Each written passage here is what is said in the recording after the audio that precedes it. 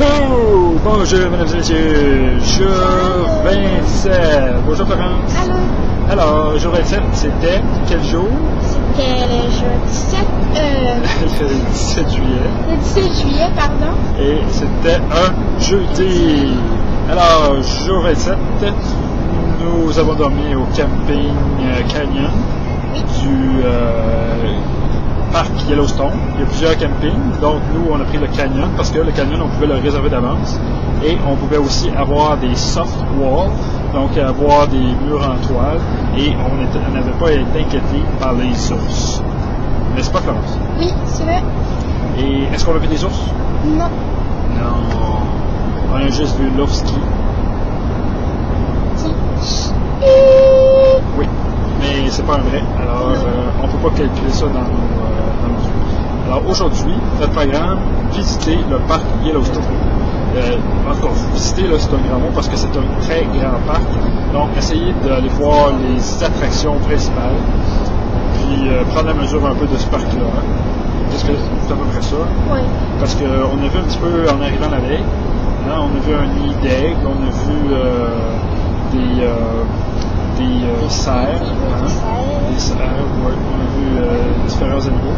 Mais là, on veut faire le tour. Alors, on se lève tard. Hein? Oui. Ouais, parce qu'on a fait pas mal de route la veille, puis là, ben, on a décidé de se lever un peu plus tard et de se faire la grosse déjeuner du bûcheron. Et qu'est-ce que ça contient, là? Ça contient des œufs, du bacon, des Attention, conches, pas n'importe quel bacon. du bacon décongelé Décongelé, oui. par Catherine Bisson, mesdames et messieurs. Oui, c'est encore meilleur. Oui, puis c'est moins long à cuire aussi. Hein? Ouais. Oui, puis elle le fait cuire elle-même en plus. Oui. Et on se pose la question, pourquoi était-il décongelé? Pourquoi? Pourquoi? Est-ce que vous suivez? Hein? Pourquoi? Pourquoi? Parce qu'elle Catherine, a eu une petite accident en essayant de lever le toit, comme on l'a dit dans le café d'hier. Et on est obligé de mettre un peu de bacon bacon froid congelé. pour pouvoir faire des enflées ou qu'il n'y ait pas d'enflure. Alors aujourd'hui, Catherine se lève, elle va beaucoup mieux. Elle sent une petite douleur quand même, juste pour lui rappeler l'incident, mais elle va beaucoup mieux. Donc, on prend le gros déjeuner, on fait la vaisselle. Bûcheron. Oui, la vaisselle. N'est-ce pas, Florence? Oups, mon père, il faut que tu colles un peu, là. Parce que là, on va. Alors, on fait le déjeuner, on fait la vaisselle Oui. avec un peu de moustique. Hein. On se pète un moustique, qu'on essuie quelque chose, on se pète un moustique, qu'on lève d'autres choses. On n'était pas comme. On avait perdu Trois moustiques, on a d'autres choses. Ouais, on avait perdu l'habitude un peu, mais c'est pas grave. Alors, ben, on part. On fait un peu de route, un petit peu de route pour aller voir les attraits principaux. On est allé voir la chute, une chute où il y avait des amis français, nos amis français. Ouais, des amis français. Ah putain! Putain! Oui, alors on a vu les amis français. Oui. Et ensuite, nous avons repris la route. Et Juste en face, je crois. Juste en face, oui. Et Juste en face. qu'avons-nous vu, Florence, sur cette route? Des geysers. Des geysers. Yes. Nous avons commencé à voir des geysers. Oui. Alors, voir des geysers qui puent. Les œufs pourris. Oui, c'est ça, qui puent les œufs pourris. Alors, on a vu différents geysers. On a vu un qui s'appelait le Dragon Mouth. Et on aurait pu dire The Dragon Mouth that eat rotten eggs. Ouais. Alors, on vous laisse la traduction, on vous laisse là pour la traduction. Mais c'est ça, donc c'est comme, c'est spécial, là, parce qu'on entend comme un bruit qui vient de l'intérieur, on a l'impression que c'est comme une respiration du dragon, puis là on voit sortir des jets de fumée, là, de vapeur, là, c'est spécial. On a vu des mud perch, non c'est pas des mud perch, Non, c'est pas les mud veg. c'est des mud calderon. Quelque chose comme Mais ça. appelle ça les mud veg. C'est comme des espèces de mares qui contiennent comme de la boue. Et cette boue-là est chauffée, puis là, elle fait des petites bulles qui éclatent. Comme ça. Alors, on a vu ça. Et on a poursuivi notre route parce qu'on avait un objectif, c'était de voir des geysers qui étaient. Et Old Faithful. Et avant ça, ça commence par des. Ah, des bisons. Oui, on voulait voir notre ancêtre. Alors, Bisons. on s'est dirigé dans le secteur et il y a un avertissement juste avant d'entrer dans le secteur qui nous dit qu'il faut prendre les bisons au sérieux parce que ce sont des animaux sauvages et dangereux. They are wild and dangerous. So, on était tranquille et on a vu des bisons assez près. Ouais. On avait au bord de la route, là, puis on les a vus. C'était... on disait qu'on n'est pas habitué de voir ces genres d'animaux. Alors, on a vu ça. Ensuite, on s'est promené encore et on s'est rendu sur le site de Old Faithful. Est-ce que tu prononces bien, là? Faithful. Faithful, il faut que ça crache un peu, il faut que ça juque un peu. Il faut se faire comprendre parce que sinon, là, ils vont dire et quand on prononce pas comme ça. Alors, on a vu ça, on est arrivé presque juste à temps. Hein. On a fait une petite course, là. Oui, reste dans la caméra, parce que là, on a fait une petite course pour arriver à temps, parce que c'est plus ou moins 10 minutes. Donc, on avait peur que ce soit déjà fini, mais non.